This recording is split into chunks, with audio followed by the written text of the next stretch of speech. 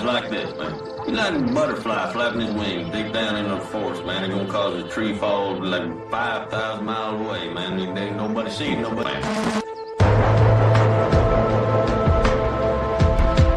see, like, you don't even know, man. It's like you're born into this world, man. And you got like that, man. The dust and wind, man. Or like the dang old candle, man. It don't matter, man. It's like these old time.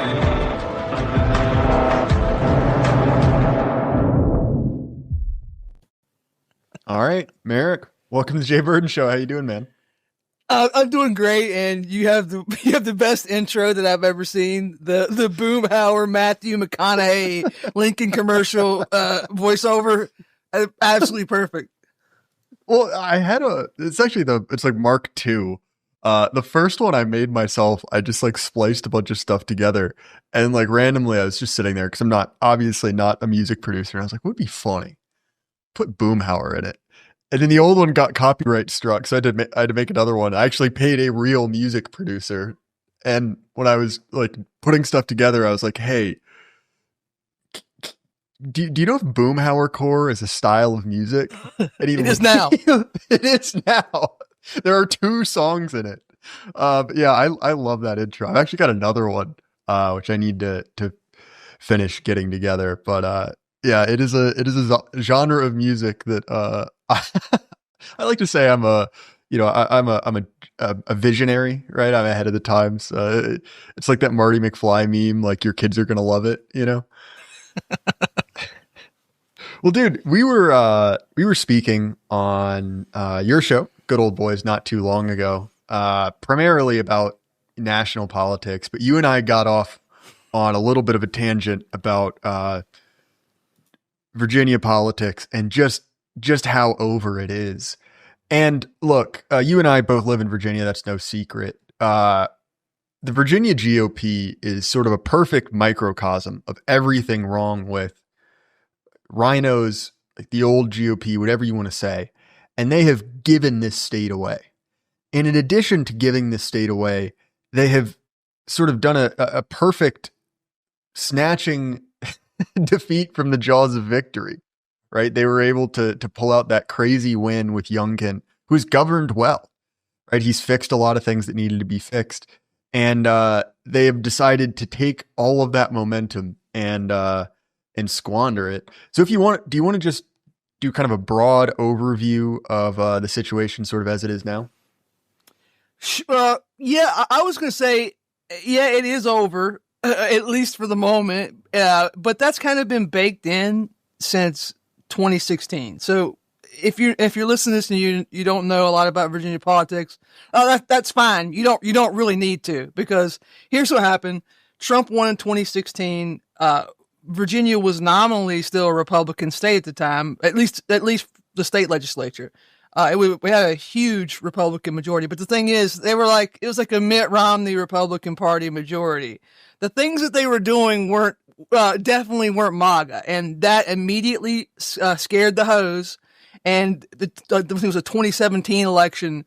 There was like a 1-vote majority in the state house, and the House of Delegates. And after that, it's just been a slow crawl towards the inevitable Dem majority, with the exception of what happened in 2021, because when the Democrats got into power for the first time in 2019, they immediately started trying to pass weird abortion and gun laws, and that freaked everybody out. And you had this moment where, and I mean, obviously, well, there's a couple things that went in that, but mostly they pissed off what was left of the Republican electorate, and we kind of squeaked one out. Like, if you look at the Youngkin landslide victory, it wasn't really a landslide victory. And a lot of things had to come together for that to happen anyway. So I don't think that it's shocking that the Democrats are going to have a trifecta again. I think that was kind of baked in for the last 10 years, if that makes sense. Well, I think that the thing that's worrying about it is that they have very clearly shown that they're not interested in making friends, right? Nope. Like, it's not like the kind of Democrat where it's like what you see in Pennsylvania, right? Where they technically have a Democratic governor. And I don't like Josh Shapiro for any number of reasons. But because it is a purple state, right? Obviously trending in maybe the opposite direction. They're not able to get away with the same type of stuff that Virginia Democrats were. So for people who don't remember this or don't follow politics in my state, you will probably remember Alex Jones' just all-time banger appearance on Joe Rogan. I think it was Alex Jones Returns, right? And as part of that, he does this genuinely hilarious impersonation of Ralph Northam, right? Who was the then Democratic governor of the state. Ralph Northam was, how do you even describe a man like that? Just impressively inept as a politician. So you mentioned the crazy abortion stuff, right? He came out in support of post-term abortion, which is extremely controversial, right? Even in, pro-abortion circles, literally just murdering a baby that has been born. Similarly, he had a sort of comedic, how would you describe this scandal, right? He had dressed up in a very festive costume back in the 80s or whatever when he was in college. Kind of the same thing that happened to Trudeau. For, shall we say, community policing. Yeah, he was part of an NGO that has become controversial in the intervening years. And yeah, what's bad about Spanberger is that she's a lot smarter than Ralph. Like Ralph Northam was always stepping on the rakes. Like even people who are super pro-abortion and they are fine with, beheading an infant after it's come out of the womb, which is, that's basically what they were talking about. He was like, "Oh yeah, well we got to allow that. It's important for abortion rights." And this made everybody immediately realize this guy's an idiot. You're not supposed to say that. You never say that part out loud. If you look at the way Spanberger acts, she agrees with that. Like she is on board with everything that Biden was doing, but she's also smart enough to not say something really stupid. And she's got a little bit of that, maybe I'm a tough on crime Democrat thing, which that really helps when you're in a state that's going from purple to blue. Now, I don't know if the next person will share her. It's not moderation. It's just like a moderate aesthetic. But that's exactly what the doctor ordered right now after let's face it, the Democrats blew it after 2019.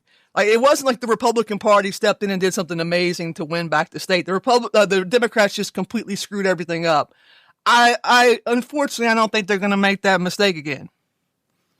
Well, Maarek, if I assume, right, if the Republicans in our state just lucked out, managed to roll high and seize back control of the government, clearly they would take that position and fortify it, right? Make it easier to win next time and select a candidate who was likely to be very popular. How have they done that, Maarek? So, right, last time you got the 6'8", he's a old stock American guy. Nobody really disliked him, had a business background. It's kind of the perfect person for the moment where, once again, the Democrats also, in 2011 screwed it all up. Sorry, not 2011, 2021 screwed it all up again. And, I guess probably everybody listening knows about what happened in Loudoun County right before the election. There was a sexual assault by a transsexual student, and the father of the victim was arrested, and it became national news, and it became everything, all that we were talking about in Virginia. So he was poised as the normal human being to take political power. The problem was, like you said, there was not really the desire to lock this down, because I know that he's done a good job as governor, but that's not really what he's about. I don't think that Youngkin has the killer instincts. And his lieutenant governor is a very nice lady named Winsome Sears, who's born in Jamaica. She's an immigrant, And yeah, she's she's the candidate that we're running against, the evil CIA lady. And nobody in the state, nobody hates her, but nobody likes her because she's just a complete political non-entity. And that is who we're running against. I would be exaggerating to say, yeah, she's the most evil creation that you could cook up in a laboratory. No, Spanberger is legitimately like I'm not convinced that the like adrenochrome experiments didn't work, and that's just Hillary Clinton. Like they dumped enough baby's blood in a bathtub and Spanberger walked out. You know, like that's the level of evil we're talking about here. And like really whatever her name, I can't even remember her name, the Jamaican lady. This is my point. Like I can't even get her to stick in my head. She is like not quite as offensive, but she occupies exactly the same role that Kamala Harris did on a national scale. Like even people on her own side can't be bothered to go out and support her. It's just like she's a complete and total non-entity. So yeah, I don't think they even tell how much money she's gotten in donations. Like they're keeping that a secret from the campaign. It's so over, man. Well, look, here's a hypothetical, right? Because we know they're big, big brain, 140 IQ geniuses at the VA GOP. Well, Virginia, the demographics are changing. We've got more immigrants, women and people of color, important voting demographic. Surely, if we pick a immigrant female of color, that will propel us to a massive win. I don't have the numbers on the desk in front of me, but how's that working out for them? I guess in their defense, like the numbers are, it's floating somewhere between she's down. She could be as close as 5%, but it's more like around 9 or 10. Now, to be fair, Youngkin was also trailing by similar numbers. However, I don't think that she's going to rubber band her way back up. And yeah, you nailed it. The only thing you can say about her politically is, well, she's an immigrant. She's had the immigrant experience and she's a lady and all that stuff that does nothing for you if you're a Republican. That's not getting people excited. It's not going to get people outside of the major metropolitan areas to go to the polls. And this is, it's already an uphill battle because of changing demographics is what got us here in the first place. And I think in the state house, there are like 3 Republicans who are retiring, and I think all 3 of their seats are probably going to be flipped. So they're probably going to have a comfortable majority in the House. They have the Senate. If they get the governor, they can pretty much once again do whatever they want. So this is a big deal. You needed to pick somebody, but on the other hand, it doesn't seem like anybody wanted to step up to this election, which is very curious to me. I'm not sure.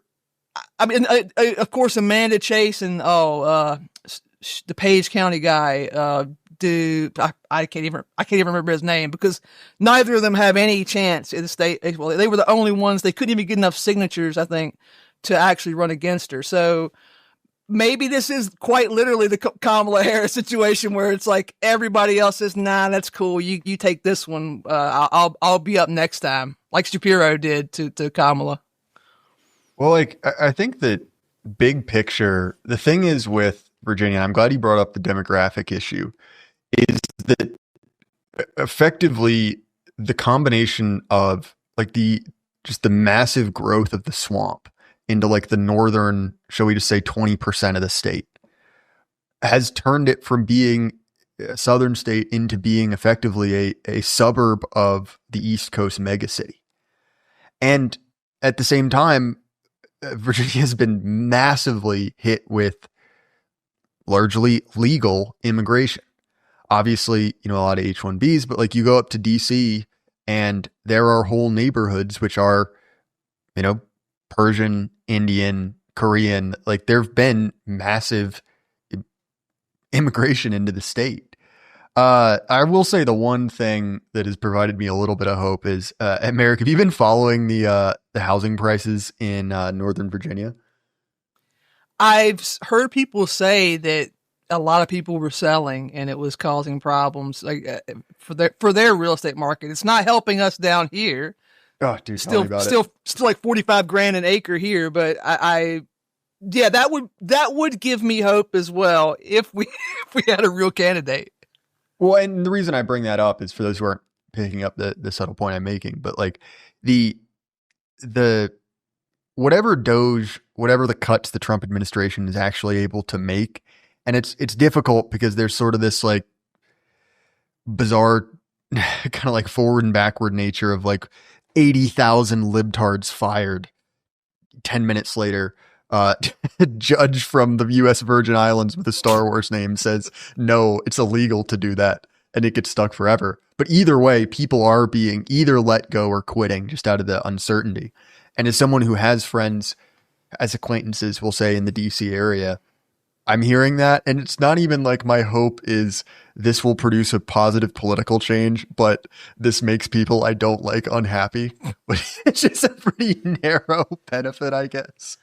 Well, I think it will cause a at least temporary change, but the problem is that it doesn't do us any good in 2025. It might help us 4 years from now, because if Winsome Sears' cousin, who's a judge, doesn't overturn like everything that Donald Trump is doing, taking that money out of the swamp will drain a bit of Northern Virginia just by virtue of like, think about how many people there are not just collecting money from the government or Raytheon or whatever, but people who are living there to be their servants. All that, if you got rid of all that, you could perhaps rehabilitate Virginia. Or, here's my constant hot take about this. We should just give the counties back to DC. We demanded them back after the Civil War, before the Civil War. Let's just admit we were wrong. I think everybody would be happier if they just became part of the District of Columbia, and Virginia could go back to being, the rest of Virginia could go back to being Virginia instead of California East Coast edition. Well, right. It's like, can we just like, we can pick the line somewhere, but I could be convinced to basically everything north of Stanton. They can just have it. They probably want Woodrow Wilson's house for reasons that are pretty obvious. We'll give them that and the weird little Shakespeare theater there. They can have that.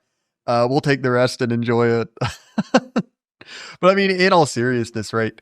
Look, even if you don't live in Virginia, it's sort of the perfect encapsulation in my mind of everything wrong with Republicans. The complacency, the short-sightedness, the lack of killer instinct, really that described right-wing politics until kind of the birth of the Trump phenomenon. Do you think I'm onto something there, Maarek, or am I overstating it? No, you're absolutely right. And it's obvious because all this became a problem in 2017. And the only thing that happened between those elections was Donald Trump. And the reaction was instant. There were a lot of people in Virginia who were nominally Republican, who obviously, when push came to shove, when we decided, is the Republican Party going to be a political movement to actually change things for its base constituency? They said, well, no, that's okay. I'm out. It's about being a heckin' good person. And once that happened, you kind of got to see what the real support for the Republican Party was. And unfortunately, it was less than half of the voting public. And you have to grapple with this. We grappled with this on a national level. We had some pretty rough times. I'm sure everybody remembers what happened after 2020. At one point in like 2021 and 2022, it kind of felt like we were in the beginning of a 10,000 year Lib Reich. But these things are very fluid. Even if it's over in 2025. It's not completely over. There are still a lot of good and normal people in Virginia, and we'll just have to figure out. I just had a thought it would be really funny if somehow Winsome Sears won after we said all this. I'd bet a lot of have you ever met those? I feel like old people used to do this. where they'd bet against who they wanted to win an election, right? So it's like, oh well, either I'm happy that my guy won, or I'm happy because I got a lot of money. Man, I don't even know if I live here, so I want her to win, but also, like, is there just a third option where neither one of them wins and we don't like? I'd even just take a random draw of like people in the state, like take the Yarvin pill, no more elections. Look here, we'll have some fun here. It's not outside the realm of possibility that she wins because there's two reasons. One, we don't really know for sure what's happening with Northern Virginia and how people are going to vote. I think that's pretty much cope though. The two, something weird could happen right before the election, just like it did last time, and change things around. Like for example, very recently, Charlie Kirk got murdered. This kind of thing does change how people feel about politics. If you think that's beyond the realm of possibility that in the next month and a half that something equally shocking or weird couldn't happen, I don't know. I think you're kind of underestimating how the 2020s have operated. But this, if I had to bet money, I would give her like 10-1 odds at this point. And I don't know. I kind of feel like even if something did fall in her lap, she's not really a savvy enough politician that she could really do anything with it the way that Youngkin did. Of course, he had a lot of advantages, just being like a 7-foot tall businessman. When things get rough, and if you look back at right before he was elected, Biden had screwed up the Afghanistan withdrawal. That was right around the time that his approval ratings cratered, and that's one of the most important aspects of these weird Virginia off-year governor elections, is that whatever's happening with the president is kind of reliably we're going to go the opposite way. It's like Trump won in 2024. Now, if you go, I think in my entire life, we've never elected the same party as governor after a presidential election, which it's the first time for everything, but I don't think bucking that trend is in the cards for us. But it's possible. I'm not saying I'm throwing it out there. It's anything could happen. Yeah, I think that pivoting to the situation with Kirk, the smart move on the national scale, right, would be for Democrats to sort of run what you mentioned earlier, right, which is the tough on crime Democrat, right? Go back to that well. And I think that in purple states that can do okay, but on a national level, and particularly in deep blue states like California and New York, it seems as much as that's the right thing to do, the base doesn't want it. They want their sort of crazy, brown democratic socialist. And I think especially in the wake of Kirk, it's put the Democratic Party in a weird spot from a narrative perspective. And watching them kind of struggle around what to coalesce, like what their big thing is. We saw a little bit of it, which is like anti-Doge, anti-Elon Musk. That's gone. There's been some kind of, smatterings of, anti-ICE, anti-immigration stuff, although that's sort of cooled down. And now it sort of feels like, especially in the discourse, the left is very much on the back foot, because obviously it seems like one of their guys went out and shot Charlie Kirk. Even before that, because remember that poor Ukrainian girl got stabbed, and then there was one of many trans shooters, right? It seems as if the left writ large is in a weird spot from a narrative perspective. And look, I don't think that affects the Virginia governor race whatsoever. It could if things continue in that direction, but I think that the kind of nuts and bolts of politics are just coming to bear on that front. But I think on a national level, it is interesting to see the degree to which the left is they sort of got their feet all crossed up and they don't really know how to go from here. And I wonder if part of that problem is what you were talking about with, the 2024 election, where they were sort of artificially stuck with first Biden, then Harris. And it was sort of this, well, no one really cared enough, or no one really felt like a true believer. And when you combine that with a bunch of weird stuff happening, a bunch of unprecedented things, I don't really know where the left goes from here. Yeah, they're caught in the push and pull between some of their insane pets, who by now they're not just, I guess, random voters or people, NGO employees. Some of them hold political office or will hold political office soon, and this causes a problem for them because, like, okay, here's a great example. One of Spanberger's campaign staff members posted the typical lib stuff about, Charlie Kirk deserved it, whatever. That's bad, but that is one of her staff members. She can cut them loose. She disavowed that. It's harder to do that if, like, it's somebody who's like Ilhan Omar, who is in Congress, and that's a problem for them, especially in the deeper blue, especially in the Midwest. For there's a lot of reasons, but the Midwest is all, at this point, Upper Midwest is more politically insane than New York, which is kind of funny and bucks the trend of. I mean, when I was young, I don't know about you, when we would talk about crazy libs, it would either be California or New York.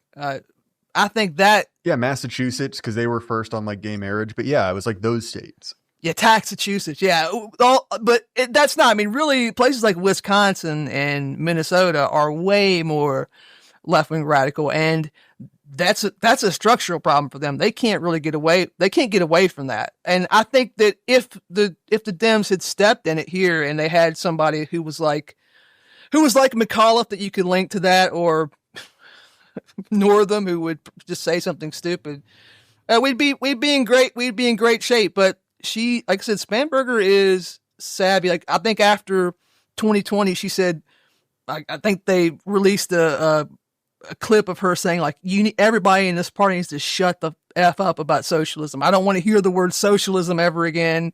Stop it. You're pissing people off. And that is the kind of, I mean, I'm sure that if you hooked her up to a lie detector test, she has no problems with any of this concept. She's just as insane as everybody else, but she's smart enough and she has the discipline to maintain messaging and get elected. And that shouldn't be hard. And yet you see so many red state politicians, you see so many purple state Republicans running for office who simply do not have the ability to do that. They do not seem like they want to play to win. And there have been a lot of conspiracy theories about this, and it might just be as simple as for most of our adult lives, or all of our adult lives if you're younger, the Republican Party has been composed of jobbers. There are people who their job is to be the Washington Generals, and they have to, like Trump said, they have to relearn how to win. They have to be taught again to want to win. And the problem with this is we don't have a lot of time. There's when every Democrat every Democrat president can bring in like 10 million people in 4 years. We don't have the luxury of, well, it's a learning experience. No, you need to do this shit right now. Well, I mean, especially, and I'm not trying to impugn the guy's honor at all, but you look at someone like Charlie Kirk, who was shot for being a fascist, and you're like, okay, what did Charlie Kirk say? You're like, well, that's what my grandparents think. Like, are my grandparents fascists? Are we going to shoot them? Are they considered an appropriate target for political violence? And as you said, right, I think a big part of it is you have this dichotomy between the sort of like the retard Democrats, who are the kinds who can't stop saying the quiet part out loud. Pick your favorite. There's a handful of them. And then the types like Spanberger, who are smart political actors, regardless of how we feel about what she represents, she can do that. And, but either way, right, when we're looking at like, what are the consequences? Well, the consequences aren't just like, I was about to say just, gay stuff in schools and all that kind of like, culture war issues. Although the consequences of that are very real. It's like, well, guess what? The reaction we have seen towards the Kirk assassination has shown you exactly the type of contempt they hold for you and yours, people who look like you. It's, the situation is dire, and it's not some like tinfoil hat prepper stuff like, oh, they're going to shove us all in FEMA camps. It's like, well, look what they just did. Look how they just reacted to kind of a stand-in for one of us. Yeah. I think Charlie Kirk is the most obvious example of when they say that they hate fascism, whatever, what they mean is they hate Christian white people, and they would kill. I mean, they wouldn't personally do it, but they would be happy if every Christian white person in America was shot in the neck, because that would, like, I think some of the more passionate ones will just admit this, like this famous thing about the Weather Underground, who like, maybe we should kill every white baby. Maybe that would solve our political problems. And, that was in the late 60s, early 70s. So they realized that demographics are destiny. And that's another little political saying that the first time I ever heard it was after the 2004 election, and Democrats were pretty openly saying this, that like this is our new strategy. Obviously, all the old chuds are going to be in our way forever, so we need a new electorate. So obviously, if these people are your permanent political / racial enemies, the only option that you have is to either flood the country with more people who will cancel them out, which they tried that. And then failing that, just do political violence against your enemies. And every university, I'm pretty sure there's been an example in every state, a university employee, a person whose your taxes, one way or another, pay their salaries, made statements about how they're glad that he was dead. Doctors, lawyers, many members of the military, active duty military, who you quite literally, you do pay their salaries, and their job is to protect you from potentially that same exact political violence, said, yeah, we're on board with this. So these, these are the stakes. You have these insane people. The only good news is that I think the Spanbergers and the Shapiros, their time is limited, because the same political passion that drives progressivism will force them to the side, because the people who came into the coalition to get stuff and explicitly part of this project, they don't want to hear, well, we should all get along, and we should be calm, and we need to be careful about criminal justice reform. We need to be careful about financial reform. No, they want to hear you're going to give them money, you're going to give them immunity to law, and you're going to do it right now. And if you won't do it, you'll get primaried by somebody who would. But again, this is a problem. This is a problem for them 5-10 years down the road. It does nothing for us in the moment. I think you're entirely correct. You've already seen that in New York, obviously, with the ascendancy of whatever his name is, Mamdani Zohan. We'll go whatever, some Star Wars name. But similarly in the UK, right? Obviously with the ascendancy of Sadiq Khan and other, shall we say, diaspora leaders in their major cities. But to your point about the timeline, it's like that is ultimately an unsustainable game. Right, with each increasing round of Gibbs, you have to keep doubling down on. It gets more expensive. There's only so much to offer. So ultimately, that game runs out. But as Warren Buffett once said, the market can remain unstable for much longer than you can remain solvent. Like that. Ultimately, ideas have consequences. Richard Weaver, is correct. But, on the time span that you or I live, we normal guys who, have a family or whatever. It's like, it doesn't help us much. I think one of the sort of disconcerting things that's happened post, the assassination of Kirk has been the widely variable reactions within the administration. Because you have guys like Stephen Miller, right, are like 5'4" Terminator, just going out there demanding blood, right, for literally saying like, we've got to smash these people to save the West. And then you have Pam Bondi, who, where did they find her? Like, legitimately, where did this woman come from? Who's talking about hate speech like it's 2014. My hope is that, the Stephen Miller types win out, but even within, the Trump administration, which is graded on a curve of the American right, significantly more ruthless and significantly more interested in winning than previous Republicans, you still see the same tendencies.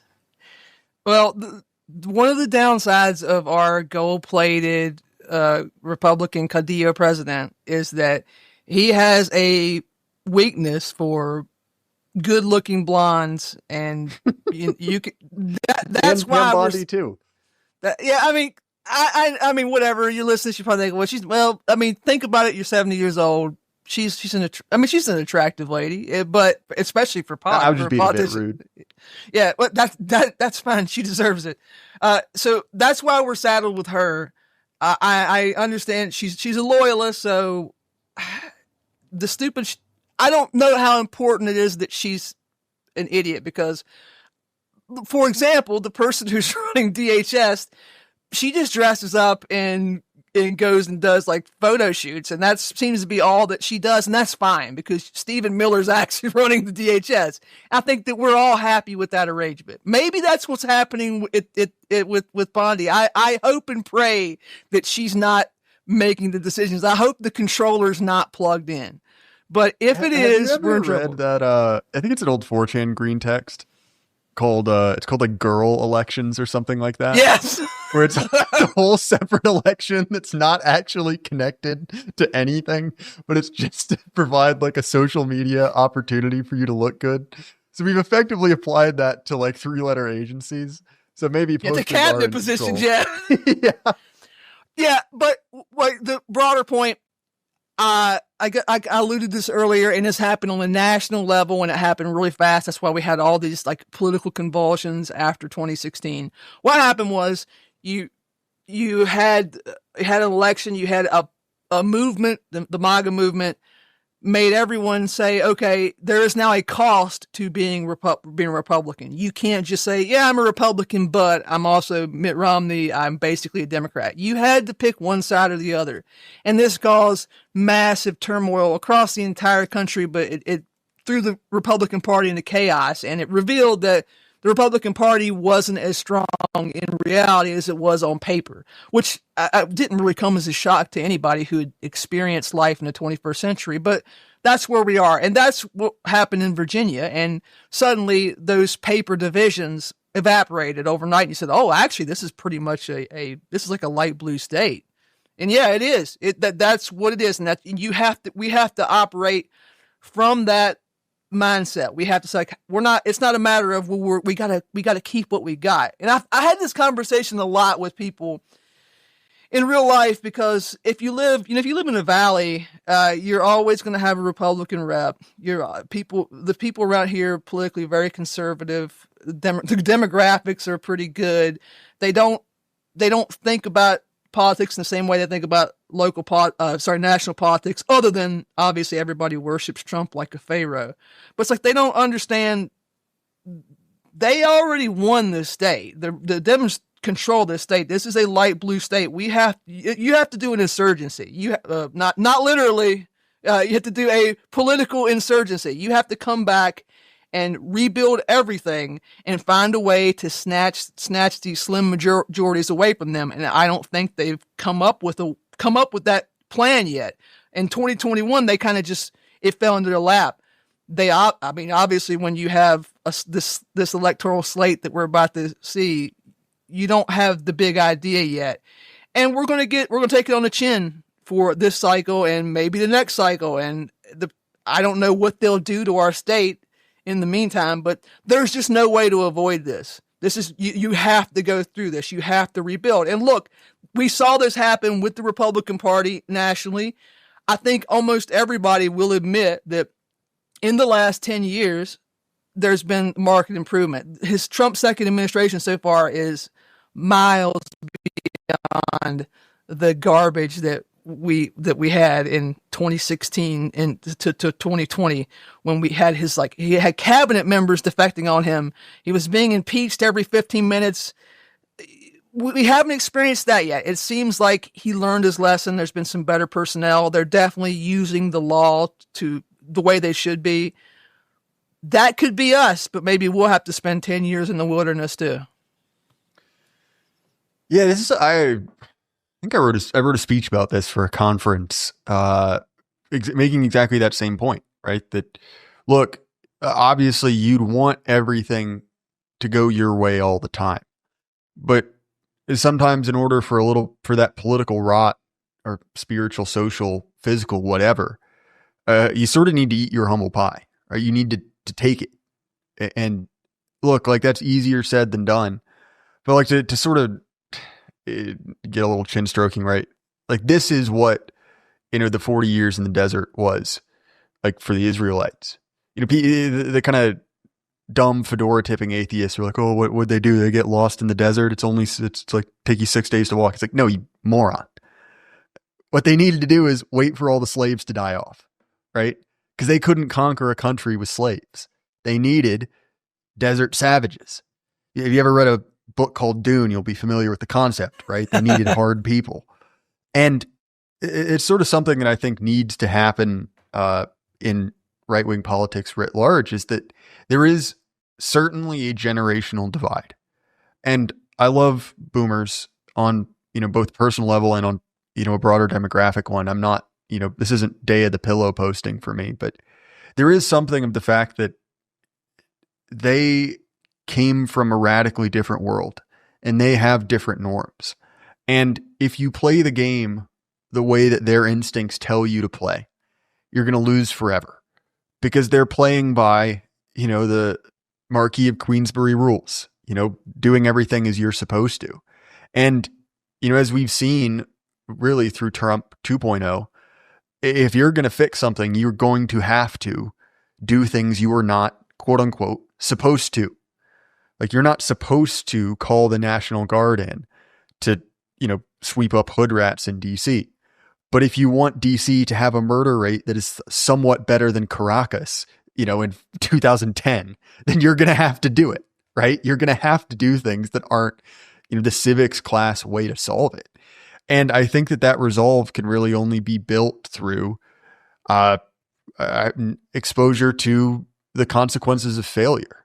If you see what I'm getting at. Absolutely. And I mean, you're being very generous to them, as you said, because like for example, sending in the National Guard, well, you can't do that. Well, I don't want to hear that from old people who watch on the television as National Guard members at bayonet point. Not just National Guard. Sorry, they sent actually the airborne into Alabama. I was about to say, tell me about your senior year of high school. Right. So, and that's not even getting into like busing and other things that were wildly unpopular, and they were all done at sword point. I promise I won't go into this, but the real history of America begins in 1865, and we experienced, like, if you're a Southerner, your ancestors experienced like 10 to 15 years of military occupation, and the entire structure of the government was changed in order to make sure that that the people who were in charge would be in charge forever. So I don't really want to hear their complaints about how he's violating norms. The norm for boomers, and this is not their fault, because the same thing has happened with millennials too, for the same political and demographic reasons. The norm for them is the libs always have to win. And if the libs aren't winning, then you're doing something illegal. You're breaking the rules. This is not permitted. How dare you? The problem with that is that they also ruined the world. So we have to we have to work on that. And this isn't fair to lay this on boomers as a class, because you live in Virginia too. Right-wing boomers are God's strongest There's a reason soldiers. they call them the boomer waffen. It's because they do not, like, they say things you and I wouldn't say in private with their full, like, first, middle, and last Christian name on Facebook. Yes, my father was banned from Twitter for sending a death threat to the sitting member of the House of Representatives. So, like, yeah, they don't have any chill in them. So when they're on your side, they're the greatest allies in the world, and when they're not, they're dangerous. This has almost become a meme at this point, that a lot of these people who are advocating extreme violence, or some cases trying to do it, like, they're boomers, old Gen X people, because that's just the way they roll. But the problem here is we can't afford another 10 years of, well, the libs just have to always win, because they're already in the process of destroying the country, and it has to be not only arrested, but reversed.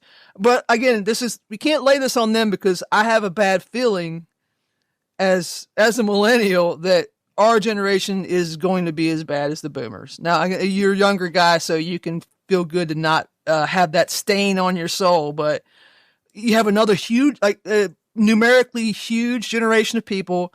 We experienced a level of prosperity in the 90s that I think the Gen X and Zoomers can't really relate to. And it's going to, unfortunately, we're not going to be out of the woods after demographic attrition happens. We're going to have a similar problem. The good news is that my generation is not made of the same stuff that the boomers are, and I don't think that they're going to be they might be passionate, but they're not going to be as determined as the boomers are. And that's the nicest way I can put it. Yeah, there are a couple things there. I think that, broadly speaking, you're 100% correct, and I think that in the eternal kind of revolving road of what decade conservatives want to go back to, the kind of like 1950s of Pat Buchanan's childhood has been completely and totally replaced by like a little bit of Reagan, but even more than that, the 1990s. For obvious reasons, it's slightly maybe focused a different direction. It's not quite as political per se, but you even see that in our best and brightest thinkers like James Lindsay. The idea that, we solved race relations in the 90s, which is a completely ahistorical take, right? If you know anything about, I don't know, let's just say the other times that armed forces have been called into major American cities, I'll leave it at that. But point is, I think that you're correct there. Additionally, I think that the kind of need to abandon norms is sort of mutually recognized by both the right and the left. And obviously the left-wing version of that is incredibly destructive. But in the same way we see sort of a generational divide, particularly over the issue of Israel-Palestine on the left, right? Like, you can kind of see the difference between like a Keith Olbermann type, for example, and then like a Mamdani, if you will, right? There is a generational divide on that issue. So they're going through a similar thing. And in the same way that like the Rhino has sort of had his day, the Spanberger type has too. This is what you were saying earlier about like 5 to 10 years, that game. How does it look for them? One other thing I want to say, you were talking about, norms, democratic norms, or when libtards win forever. You, on the last episode of your show, you guys were talking about therapy. This is a sort of a pet issue of mine, because therapy is effectively the same thing, right? The ideal person who does not need therapy is the perfect liberal, right? The perfect progressive. And you need to go to this sort of secular priest, this quote unquote doctor, right? Actually just someone with a social work degree, to become more liberal, right? The old joke is it's having a conversation with a liberal until you agree with them. But it's sort of the same thing, where the baseline, the null hypothesis, right, what everything is tested against is mainline progressivism. And really, like, let's be honest, that's what being in power means, that you set the kind of baseline against which, everything else is measured against. And you see that both in mental health, quote unquote, and also in politics. Yeah. The ideal man. This is probably one of their biggest problems. I don't know, culturally or however you want to frame it, is that, the ideal subject of the progressive 1,000-year Reich would be a guy who he's going to therapy to work on himself. He's never too assertive about anything, except when it comes to Democrat Party politics, in which case he has permission to chimp out, and they do. So that I don't think anybody really likes that. This is one of the bigger problems, is that this concept of like negative views of the people that you need, like, not to get too weird about it, but like, there's a lot of white women who are super progressive, and they want to mostly marry white guys and, have some kind of family, whether it involves children or corgis or whatever. And so they can't just guillotine every white man, even though like that kind of flows from their ideology. That would be a cool thing to do, because they need those guys there. So you have this inherently negative view of people that you absolutely have to have around. And this leads to weird stuff where it's like, okay, it's fine for you to be who you are, but you need to go to confession every week and apologize for the circumstances of your birth or whatever. And the last episode where we talked about this, I understand our guest, he's actually trying to do the job as it was presented to us. Like, he wants to actually help people, so he doesn't want to talk about that a lot, and I understand that. But like, to me, that's the whole crux of the problem. And if it was just limited to therapy, you could ignore it, because I mean, I don't know a lot of people in therapy. This is not something that in my cultural cast that you do unless something terrible happens to you. But therapy culture has invaded every aspect of American life.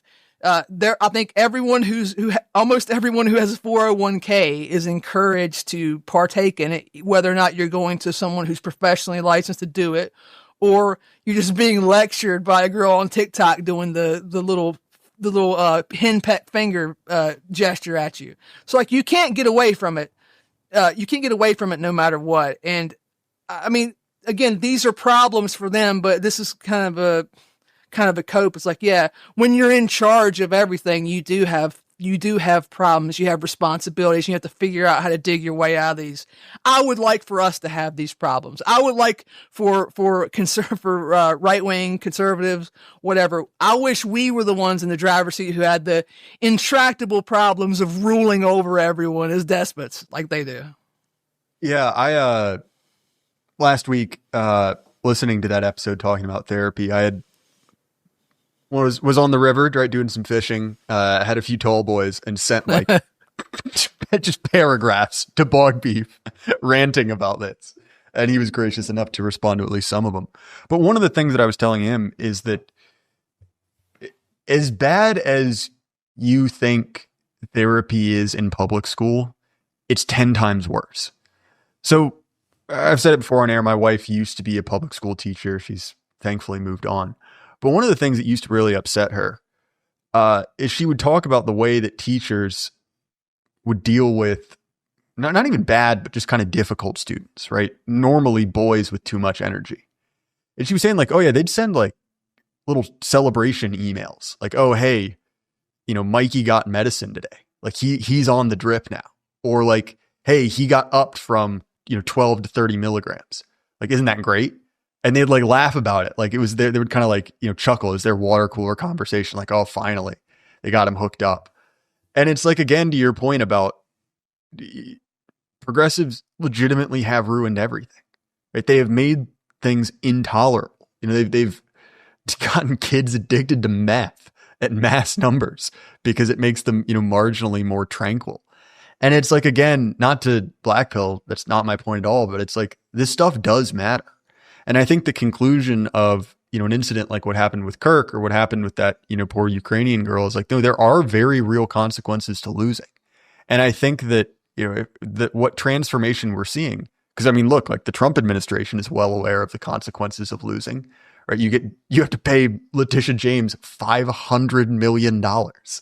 Like the consequences becoming real, I think, is ultimately a healthier thing, because like just staying in the, the kind of like Chamber of Commerce cope, I think was just ultimately unsustainable. What they're doing to children is indefensible. I think from our perspective, especially if you're my age, it seems apocalyptic, because we lived a charmed life. I mean, and I understand that people came before us had really had better childhoods, but like, I'm old enough to remember when I first started school. I remember when I was a kid in like first grade, I got shoved down on the playground by some guy, and I jumped back up and I hit him, and he went and told the teacher, and she's like, "Well, you shoved him. You had it coming. Don't do that again."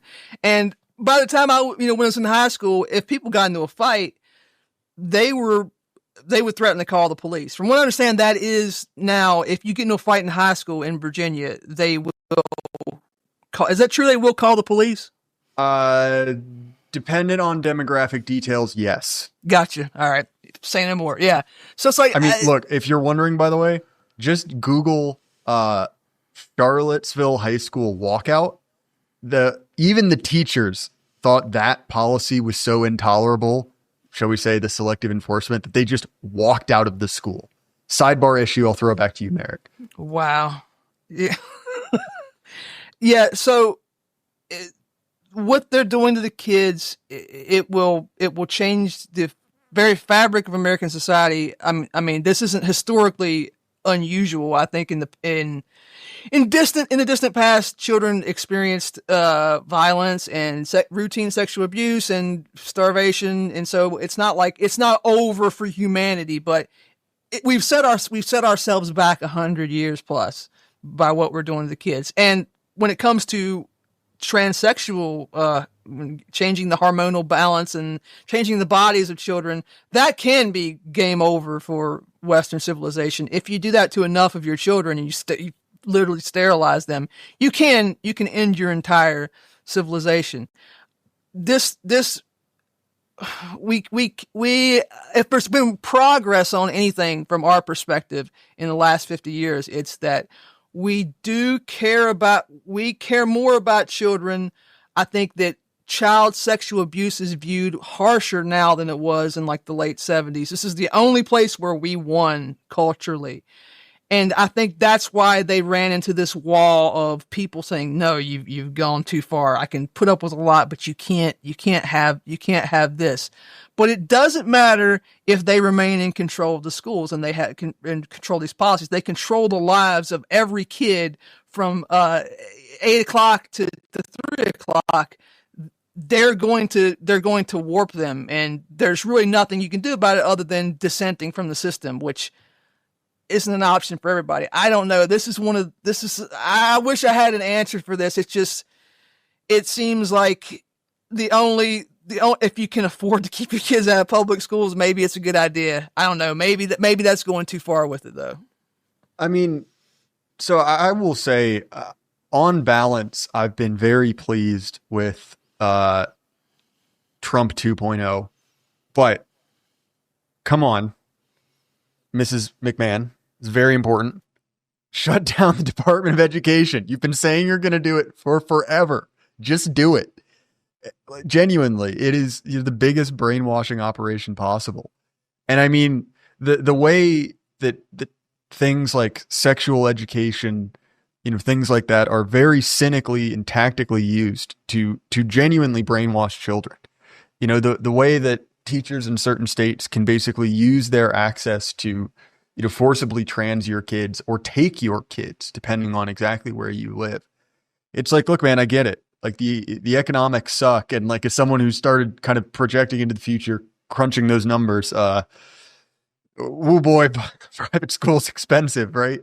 But it's like, again, these are the consequences of progressive rule, is that like the way that our grandparents raised their children, and even before that, which is that the sort of normal mainline institutions, the standard way of doing thing was a perfectly acceptable way to raise your kids. You could send them to public school and be generally assured that they would be taught things that were in line with what you believed. Well, guess what? That's broken. And part of the consequences of that being broken is you need to do extraordinarily difficult and expensive things to live a normal life. And that sucks. But that is the consequence of losing, right? Maarek, we're fast coming up on time. This was a great episode, man. Thanks for appearing on my show. But anything you want to say as we wrap this up? You just nailed it with the story of the 21st century, and I guess the story of the last half of the 20th century is that in order to live a normal life, you have to be increasingly richer. And it was at the end of the 20th century, it was basically you need to have a decent job and then you can insulate yourself from these problems. Now it's like you better make $250,000 a year if you want that life, and that's not sustainable. And eventually, this is going to reach a point where someone's going to step in and they're going to say, we're not the political, I don't care about elections, whatever. We're going to secure the school system. We're going to secure public safety. And that's probably what's going to happen. It'll be unfortunate, but that's probably reality. Or, they'll win and they'll do that. And the only alternative is, hey, you got to win elections, and you start that with having good candidates and actually wanting to win. And if you live in the Commonwealth of Virginia, I'm sorry to say, there's nobody interested in doing that right now. They didn't even want to they didn't want to even put their hat in the ring. So, hey, check out the real estate prices in West Virginia. It might come in handy in the next coming decade. Yeah, I mean, guess what idiot just bought a house? Hey, that's an investment, because if they win, your house will be, it's like California real estate, man. In 10 years, your house will be worth $10 million. So it's fair. That's one. I might have been clubbed by an aspiring astrophysicist, but you know what? At least I'm rich. But in all seriousness, I'm very worried about Lance Armstrong. But in all seriousness, genuinely, right, when we look at this, it very much is the Gordian knot. Those who aren't familiar, the Gordian knot is this giant knot, and as the legend goes, no one can untie it until Alexander walks up, takes out his sword, and cuts it in half. Obviously, the meaning behind it being you need a great man to solve an unsolvable problem, to cut through this kind of horrible problem and say, no, the buck ends with me. This is the decision. And effectively, that is what we need, right? That endlessly being stuck in the kind of web of democratic norms have brought us to exactly this point. And this is the kernel of my argument against, the Constitution. And look, I like the Constitution. I'm an American. Like, it resonates with me, but like, that's not how we get out of this, right? Like, we need someone to make a decision. And obviously, again, I'm not saying that's happening tomorrow. I'm not saying I'm the guy to do it. But historically, when we look at this as a pattern, it's like, well, how do things get solved when they get to this level of complexity? It's probably obvious at this point. But Maarek, man, this was a ton of fun. Where can people find you if they want to listen to more of your work? They can find us on Patreon, Good Old Boys with a Z. We stream every Tuesday. We're switching over to Kick because Twitch is pretty restrictive. And you can see us, both me and Bog Beef, on Twitter. Well, I highly recommend it. I generally avoid listening to political podcasts because I have one of my own, and you get this kind of weird circular Ouroboros thing. But yours is really good. It's funny. I listened to it, so highly recommended there. Again, Maarek, I appreciate it. As far as my stuff, Jay Burden Show, Apple, Spotify, YouTube. If you want the episodes early and ad-free, you're going to have to throw me a few bucks. You can do so on Substack, Patreon, Gumroad, and Subscribestar. If you want to support us more directly, obviously there's donation links, or you can check out our sponsor, Axios Remote Fitness and Coaching. And everyone at home, keep your head up. Life can't last forever. Good night.